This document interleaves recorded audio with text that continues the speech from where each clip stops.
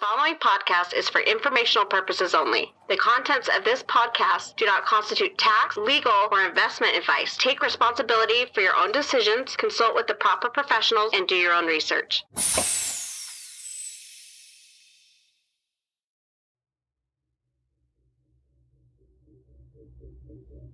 And so, unless the graph is successful and sustainable at bridging that gap of querying a smart contract platform, it will be very hard for the space to grow, accelerate, and succeed.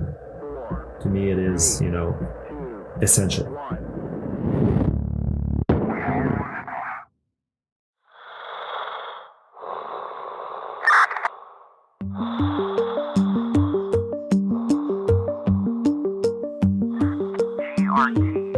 GRTiQ podcast. We're like astronauts floating in the space of time.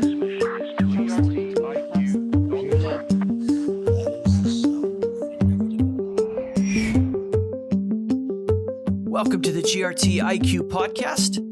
Today's podcast is a special release. I'm speaking with Marc-Antoine Ross, the CEO and co-founder of StreamingFast, a protocol infrastructure company.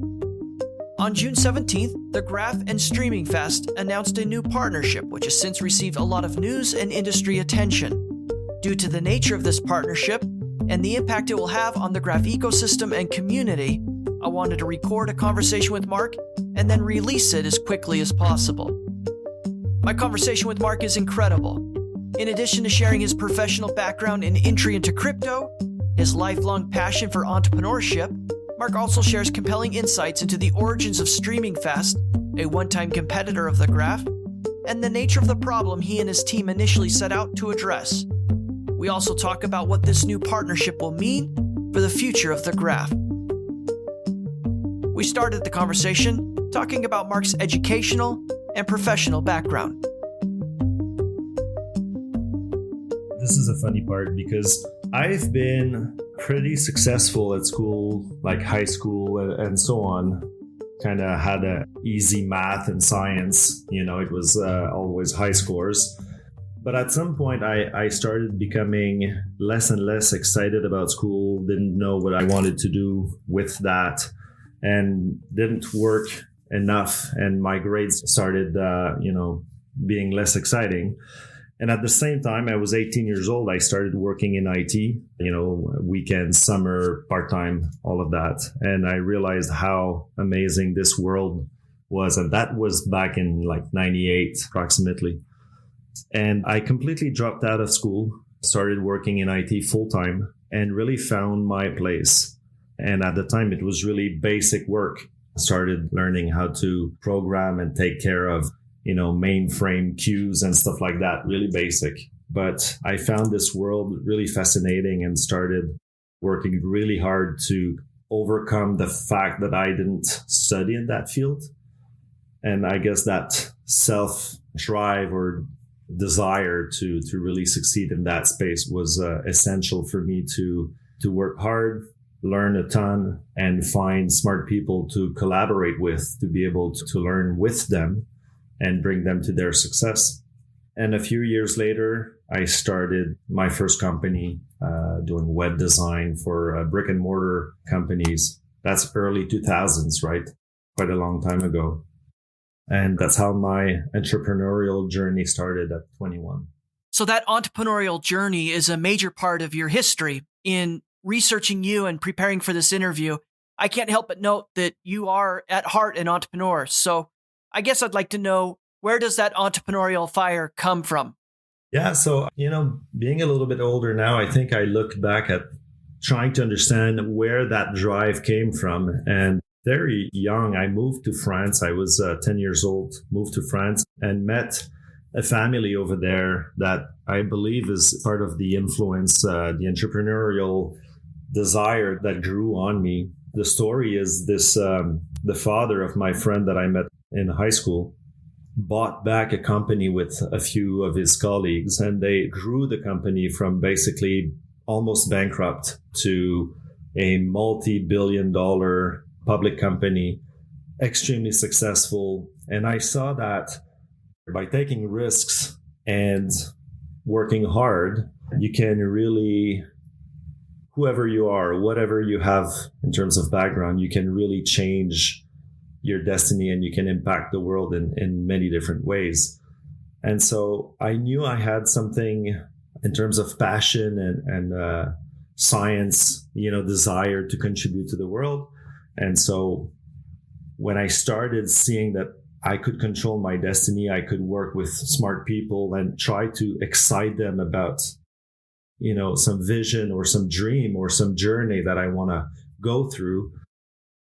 It was just so exciting compared to just being an employee and receiving orders and so on, that very early on, I decided to start taking risks and building companies. And I will never regret taking those decisions. Every time I end up an entrepreneurial part of my life quite exhausted, and I say, I'll never do this again. But it generally takes a few months, and I start having those ideas, those dreams, this vision, and this desire to bring a team to new levels. And it's, I think, the most fulfilling career that I've ever seen.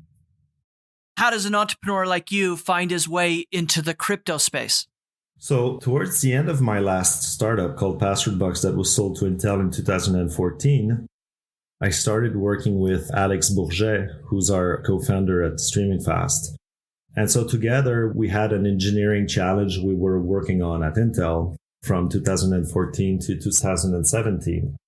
And Alex was sitting next to me, working with me every single day. And every single day would talk about blockchain and crypto to me. And I'm a very, very focused person in life. I tend to really stay focused on one thing that I'm supposed to be doing really well. And so he's been slowly infusing me all these ideas, all these dreams for 3 years. And I was kind of listening, but not really, biting, not really digging to try to understand it for myself. But when I left Intel towards the end of 2017, I was exploring different opportunities in the fintech world. And then as I started digging more of the blockchain side of things, I called back Alex and we started exploring together. And at some point, I remember what really got me excited was the permissionless composable aspect of blockchain. As a developer, that really resonated strongly with me, like being able to build this world and contributing to this infrastructure in many different ways. And every project's building on top of each other and growing and securing and improving the space was alignment for me to the different contributors, the innovation, the science of IT, and all of that coming together for this new financial future. And when it clicked, that was my new focus at that point. I didn't want to do anything else than that. Mark, you mentioned that permissionless composability was somewhat of the hook that drew you to crypto. Can you explain why that's so important to you?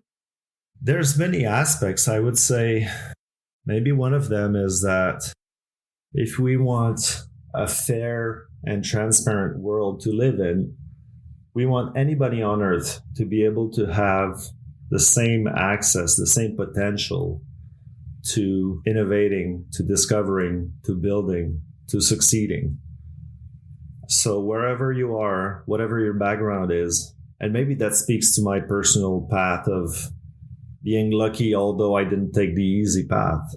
I didn't feel, although I had great education, great support from my parents, I felt that I had to work really hard to find my path. But being able to contribute, it's a little bit of a meritocracy, You do something that others value, you're going to earn from it, you're going to benefit from it, and others will be able to reuse your work to keep contributing. And it's not about one path to success. It's about how do we all build this together?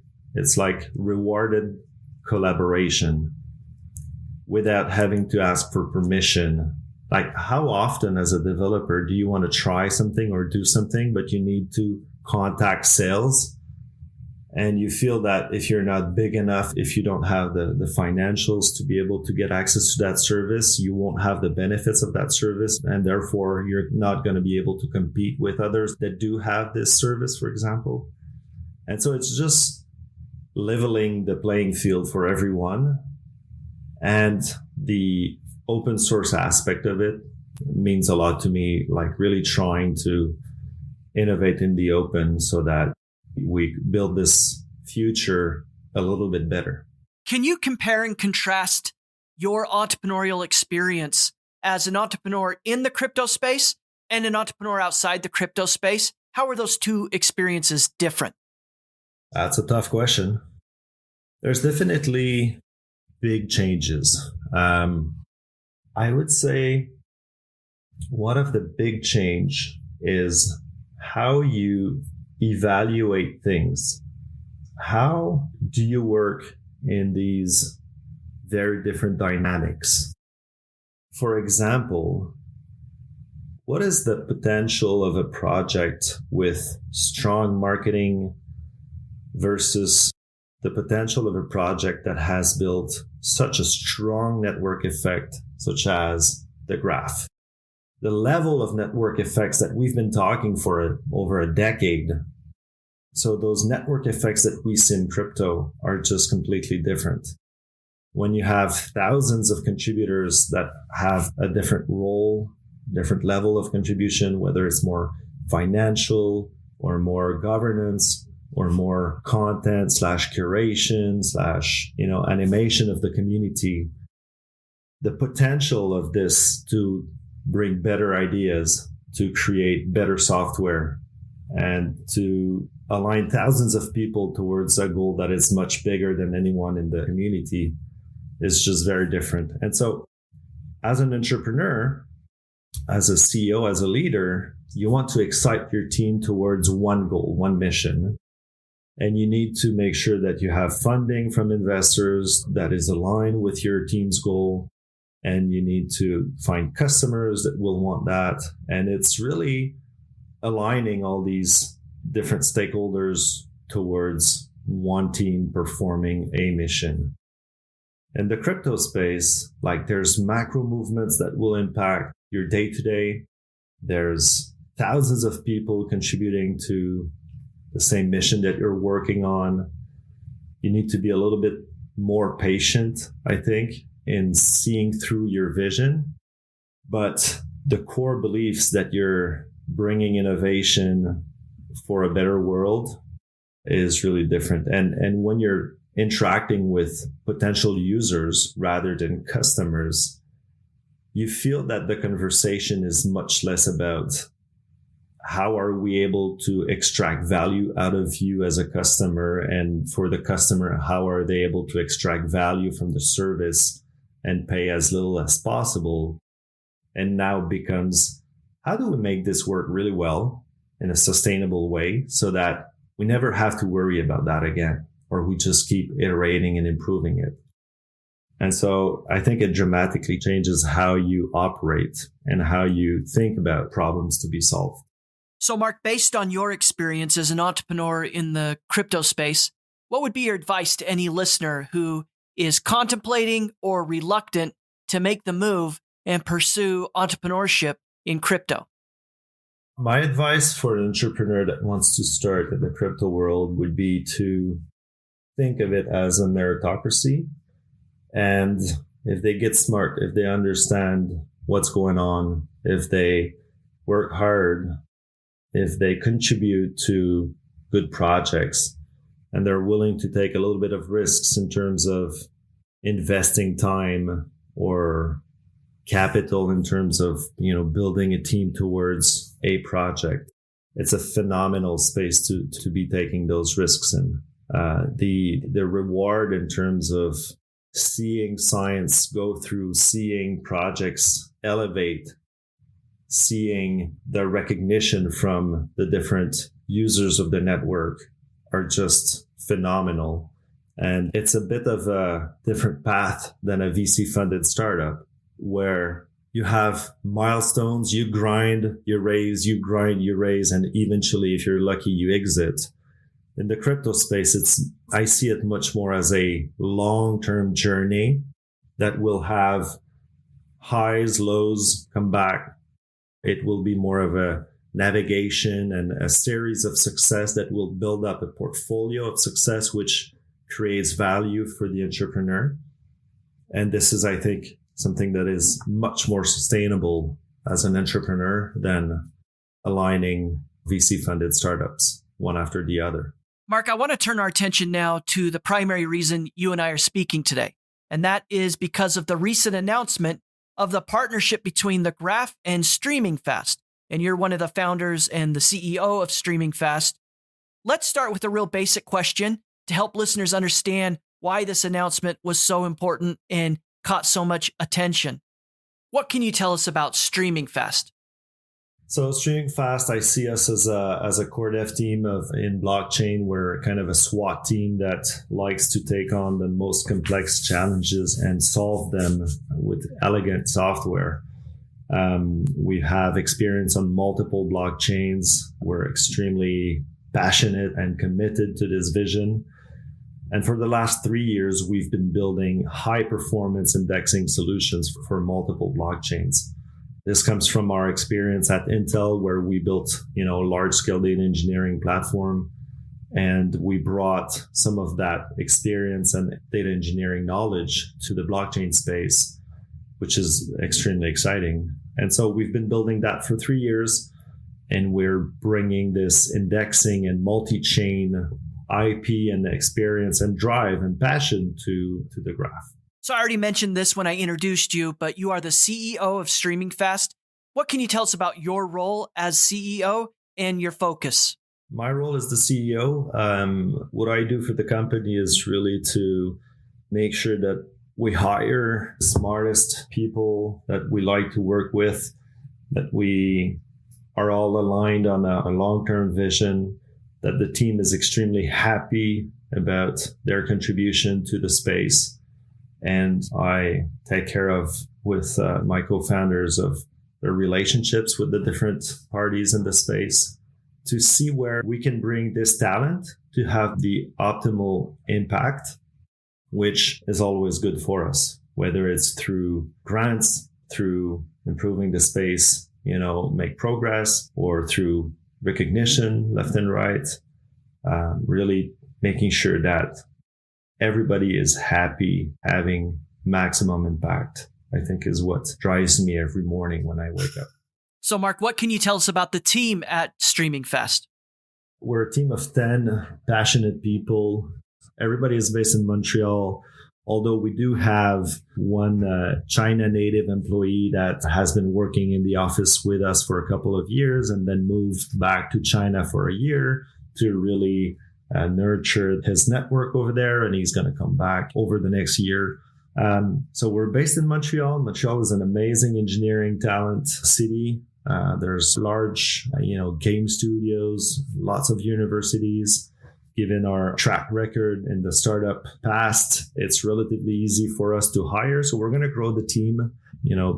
Our plans probably to double the team over the next year to contribute to this partnership.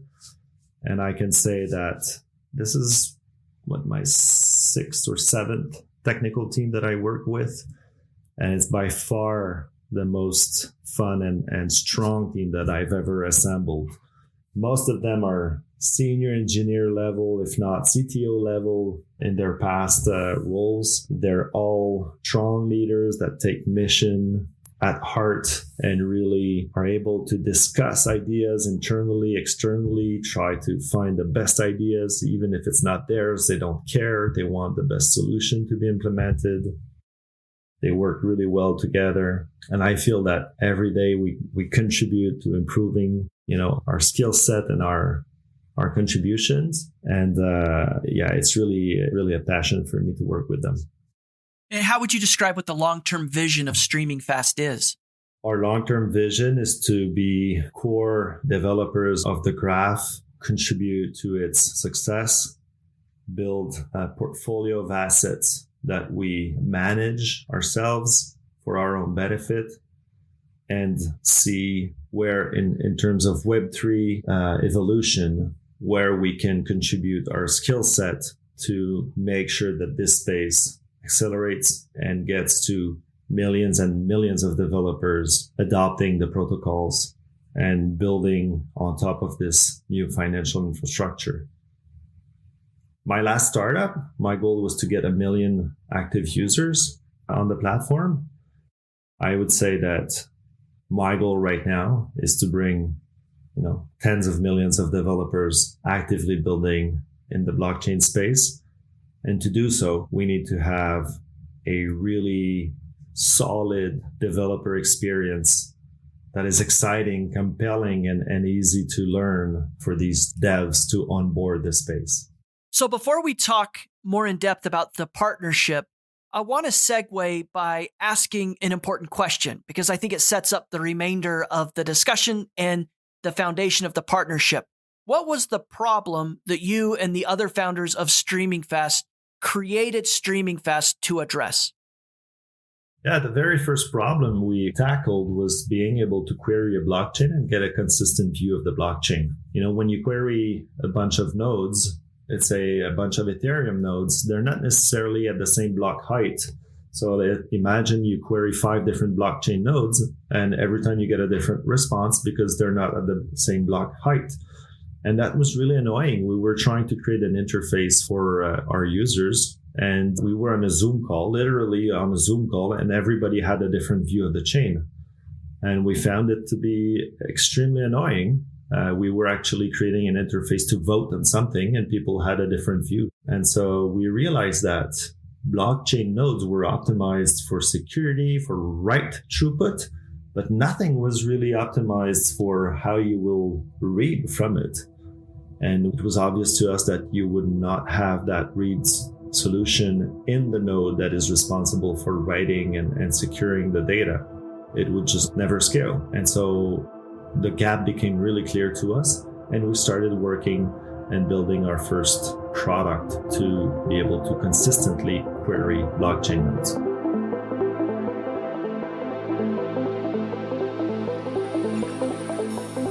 The GRTiQ podcast is made possible by a generous grant from the Graph Foundation. The Graph Grants program provides support for protocol infrastructure, tooling, dApps, subgraphs, and community building efforts. Learn more at thegraph.foundation. That's thegraph.foundation.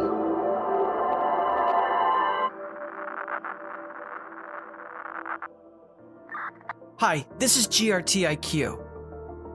In past episodes of the podcast, we've learned that one way delegators help to secure the network at the Graph is by staking GRT with indexers. The network is designed to look at how delegators stake their GRT to identify trustworthy and reliable indexers. In a very similar way, podcast directories look to the reviews and ratings of listeners like you as a way to gauge the trustworthiness and reliability of podcasts. If every listener of this episode took 5 minutes to leave a review and rate the podcast, that directory would rank the GRTiQ podcast higher in search results, making it easier for community members and those seeking more information about the Graph to find it. Thanks for supporting this project. Thank you for your support. Roger that.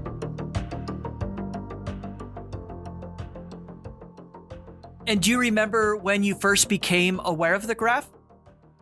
As we were building the very first iteration of the platform, that's late 2018, we started talking to a lot of investors. The company was created out of a fintech incubator. We took the traditional VC-funded startup path, and we had a lot of success as a node participant in a crypto network. And so we started raising capital at that time, and we met our friends at Multicoin Capital. And they had a lot of questions about how are we different than the Graph? And that's when we really started digging and understanding what the Graph was doing.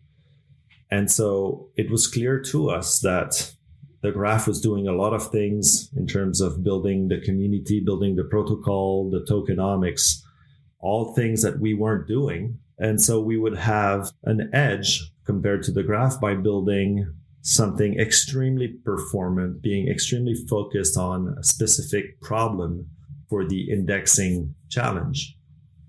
And that's what we decided to focus on while the graph was building a lot of everything else, right? And so for the next 2 years, after we raised capital with Multicoin, we were always meeting the graph at different hackathons, different conferences. And there was that, fun tension between the two teams. We were kind of trying to do the same thing, but very differently and in a very different long-term approach, different vision for the ecosystem. And so we've been looking at what they were doing forever in terms of the life history of the company. If you don't mind, and using that perspective of a competitor, do you recall anything about the graph as a competitor that impressed you? So the thing that really impressed us throughout this phase of being friendly competitors was the power of a protocol, the power of alignment between the different stakeholders to create alignment and bring different participants together on that vision. So the challenge we had as a SaaS, business was people want the service to exist, but they don't necessarily want to be the only ones investing in the development of the platform. They fear that if they invest in adopting that solution, at some point, the company could change direction, whether it's through an acquisition or through just, change of priorities. But when you think about the graph, it's kind of reassuring that there's a huge community of people that will take care of that will make the graph evolve in a smart direction to make sure that all the participants are happy with the solution. And so when we were looking at our success versus the graph's success and seeing how many top projects on Ethereum adopted the graph and were promoting the graph and users were contributing to some graph development, to the community answering questions and so on, we just saw that for us to be successful, we need to invest so much money in marketing and acquiring users versus the kind of organic growth that the graph is creating towards solving a similar problem, but very differently. And we knew that we had amazing technology, but being able to bring that technology to a new home that is much more aligned with our long-term aspirations is really appreciated by the team. We're really proud and happy to be able to do that. Mark, I want to take a quick definitional detour here. How do you describe or define what a subgraph is? Yeah, very easy, high-level answer for me. If a blockchain is a social database, socially distributed database, and you want to create an interface to show data to someone, you need to be able to query that database. And a subgraph is a very clever way to describe what kind of data you would like to be made available for your interface and allow a network of participants to pick it up, index it for you, earn from that role, and make it available for your interface to query that data. Thanks, Mark. I ask every guest of the show to define that important concept. So getting back to the nature of the problem that StreamingFast and the graph are trying to solve, how would you explain that problem in a non-technical fashion? Imagine a blockchain like a social database. So it's a database where everybody can write to this database and change the state of the database. As a user, you want to be able to understand what's going on. You want to be able to see what's going on. You want to be able to see who leads the current, round of this game, who are the top 10 users of this game. And to be able to do that, it means you're able to query that database in some ways. And querying a centralized database, there's technology that has been developed to make that easy and performant. But when that database is spread throughout the world in different computers or different users, different nodes, it becomes extremely complex. But you still want that to be easy so that everybody can build on top of that network. And so what StreamingFast and the Graph have been doing, the specific problem that we were working towards is you have different protocols that have different sets of data, and you want that data to be easily available for developers to create rich interfaces that compel end users. And how do you do that in a performant way that is sustainable and that will be staying for the long term? That's what we've been working on for the last 3 years. As I learn more and more about blockchain and what the Graph is doing, one of the things I've learned is that blockchain wasn't necessarily designed or inherently designed to be queryable. I don't know if I have that right, but what are your thoughts about that? Yeah, we see the fast performant blockchains really a technology that allow you to, we say internally, to leave a scar on what happened at a specific time and be able to prove that this specific hash, for example, was the proof that this transaction happened. Now, all the data doesn't need to be in the brain of the blockchain, in memory of the blockchain. It would just be unsustainable. It would be impossible to scale for the long term for the most demanding, use cases. And so having that indexing service that sits next to it, I think, is something that is absolutely instrumental in the success of the Web3 space. And this was, the big gap that we identified 3 years ago and we started working on. And I fully agree that I don't see how a blockchain could succeed without having such a sidecar that takes care of making the data available. Okay, so let's talk about the partnership. I guess the way I want to ask this is, how did StreamingFast go from competitor working on the same problem to partner with the Graph? When we started the company and raised money, I think it became obvious to our investors and the team that there was an important problem to be solved. And we decided to focus, we invested quite a few $1 million building this team and creating IP and developing high performance software for that problem. And this is extremely valuable IP that we're bringing to the Graph and that will help, the Web3 space tremendously, I believe. The reality is that philosophically, we became quite convinced that it would be 10 times better if that IP lived in the hands of the community. And if that IP was served by thousands of people, the indexers, and that we were leveraging the intelligence of the whole network, the whole community to bring this vision to fruition. And so by bringing this IP and our passion in terms of software engineering to the Graph, the team is convinced that we will be able to contribute where we really shine, where we're really good at. And we're convinced, more importantly, that there's a full community of professional people that will take care of the things that we like doing a little bit less or that we're less good at. It became obvious that the team was getting, less and less excited about receiving pager alerts on the weekends when one of our nodes went down and we needed to take care of a customer. But there's a full community of indexers that will do that wants to do that is good at doing that can rely on each other to be able to not worry too much if one node goes down because there's thousands of other nodes able to serve at that time.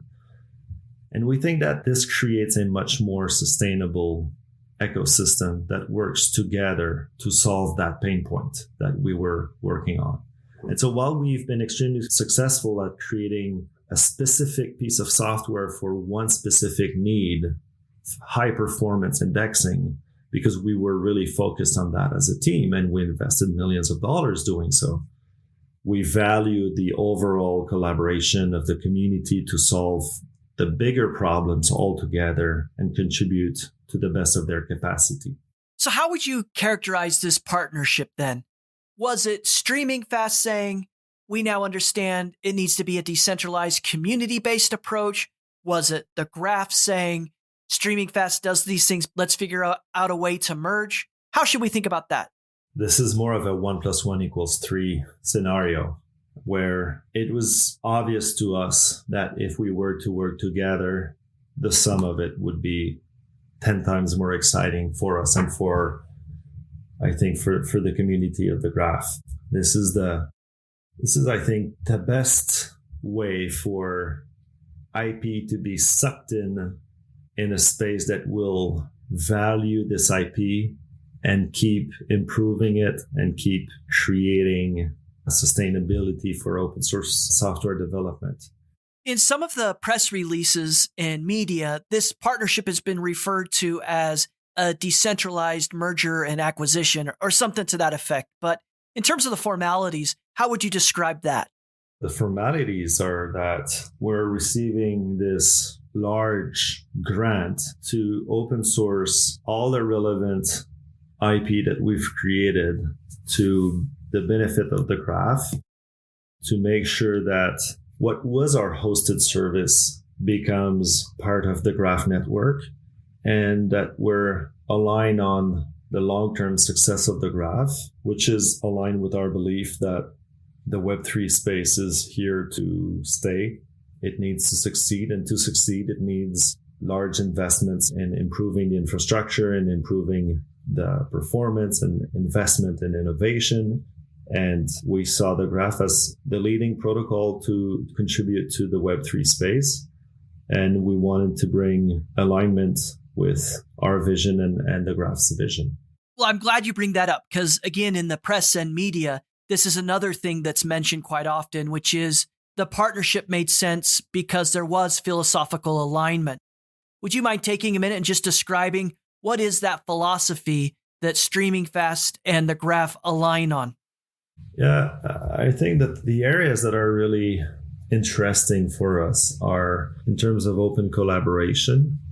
So being able to, in the open, innovate, improve, contribute to the protocol, and making sure that all the stakeholders of that protocol are fairly rewarded and recognized for their contribution is something really important. And I think that speaks to the meritocracy a little bit that I spoke about, where we've done something great and it's not time to sit back and relax. It's time to keep pushing the machine and pushing our ambitions and our team's passion towards improving the space for the benefit of the bigger vision. And we're really excited about being part of this much larger community now and bringing the best of our capacity towards that goal. Hi, this is Marc-Antoine Ross with StreamingFast, and I'm a core dev of the Graph. If my conversation with the GRTiQ podcast has been helpful to you, then please consider supporting future episodes by becoming a subscriber. Visit grtiq.com/podcast for more information. That's grtiq.com/podcast. Thanks for listening. GRTiQ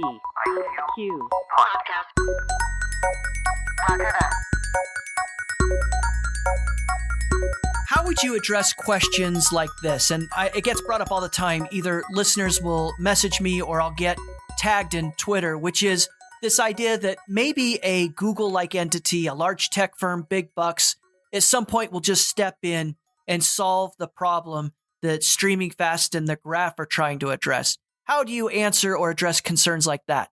When I spoke about being philosophically aligned, I think that's part of the equation. At some point, when you're a builder in this space, you want to build with similar technology, with similar corporations, with similar teams. And you want to feel that everything you're doing is aligned with your values. And so I hardly see a Google coming in with a solution that solves all the pain points that the Graph is solving being adopted.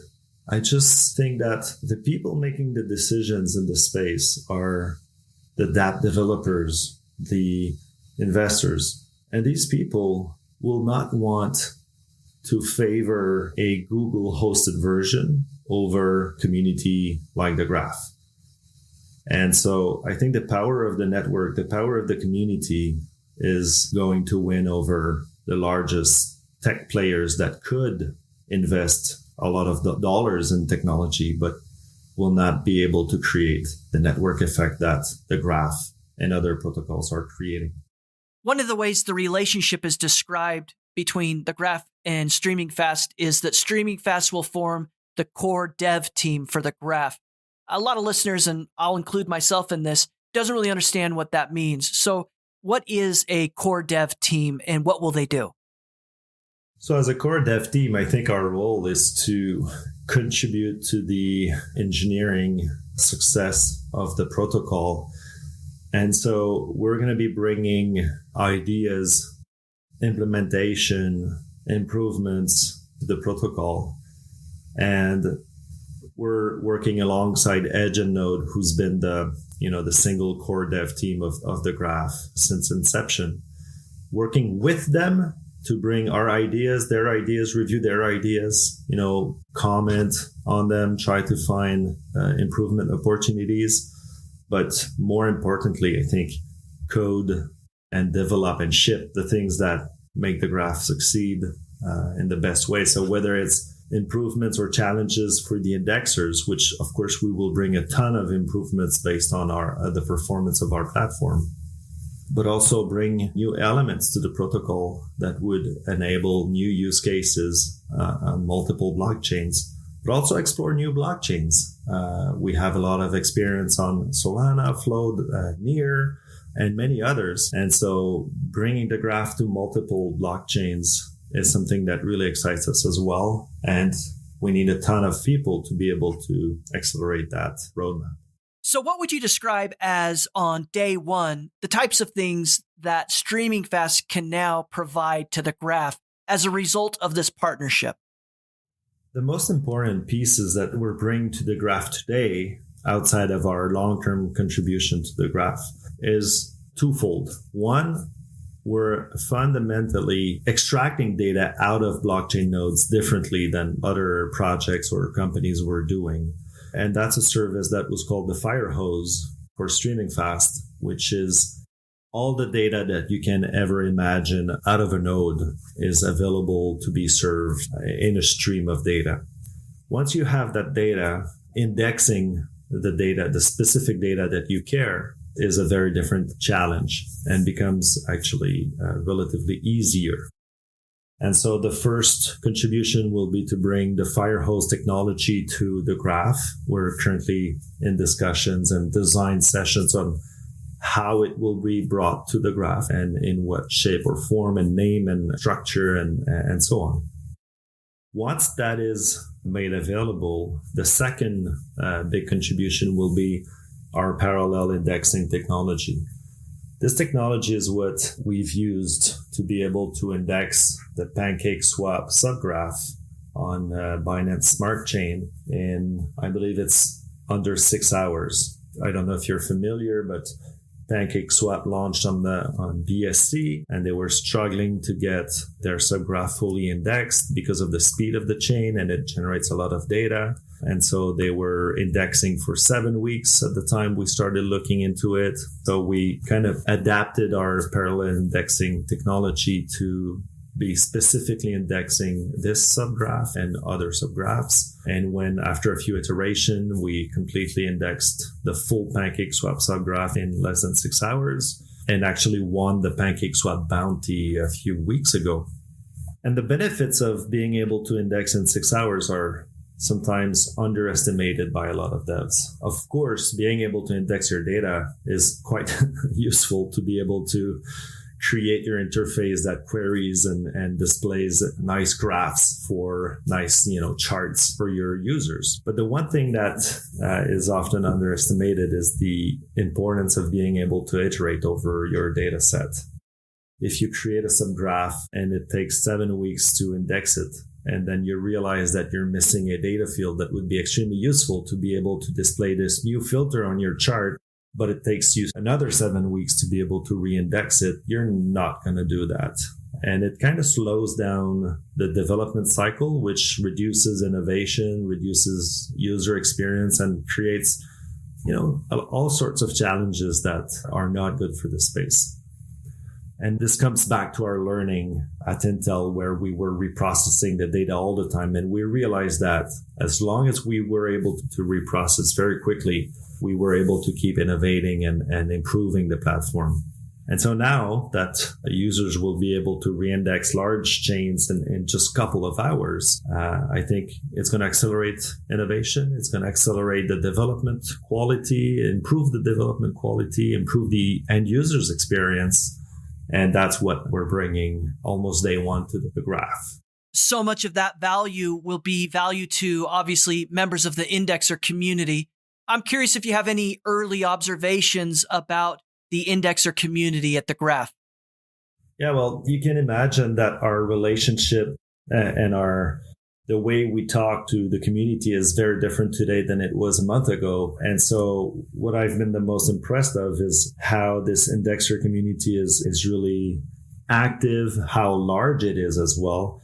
But we're really, really interested in speaking to a lot of indexers today and see how we can understand some of the pain points that they're facing, what are their top priorities, to make sure that all our efforts to bring this IP to the Graph is really in line with their needs. We think that this indexer community is extremely important for the Graph, and we want to make sure that they are really well served by our efforts. On past episodes of this podcast, it's been mentioned that Web3 really can't exist without the Graph, that there needs to be this indexing layer. What's your opinion about that? Is Web3 reliant on the Graph?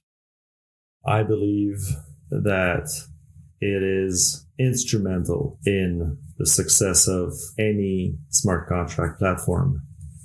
You cannot rely on centralized services to build decentralized applications. You cannot rely on blockchain nodes to provide data for your decentralized application. And so unless the Graph is successful and sustainable at bridging that gap of querying a smart contract platform, it will be very hard for the space to grow, accelerate, and succeed. To me, it is, essential.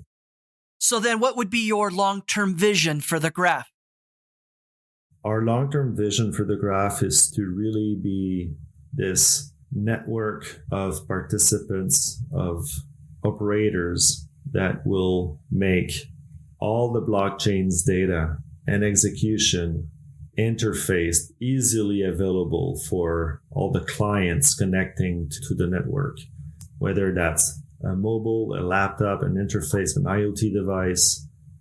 You will be interfacing and connecting to that decentralized computer through the Graph. Mark, thank you so much for your time and for sharing so much great information. I was excited about the StreamingFast announcement, and I'm even more so now that I've spoken with you. This has been very helpful, and I'm so excited to see what the partnership between StreamingFast and the Graph does over the coming months and years. If listeners want to learn more about StreamingFast and keep up to date on the work that's being done, what's the best way to do it? The easiest way to learn about us and what we're doing is to follow us on Twitter at StreamingFast.io. You can also see us in the Discord channel of the Graph. We're here, the full team is there, going to try to answer questions and contribute to this community. But our Twitter is the easiest way to follow us. This has been a production of the GRTiQ podcast. You can find additional information, including detailed show notes, by visiting grtiq.com/podcast. That's grtiq.com/podcast. Please consider contributing to this project and helping build the community by subscribing and leaving a review. GRTiQ Podcast.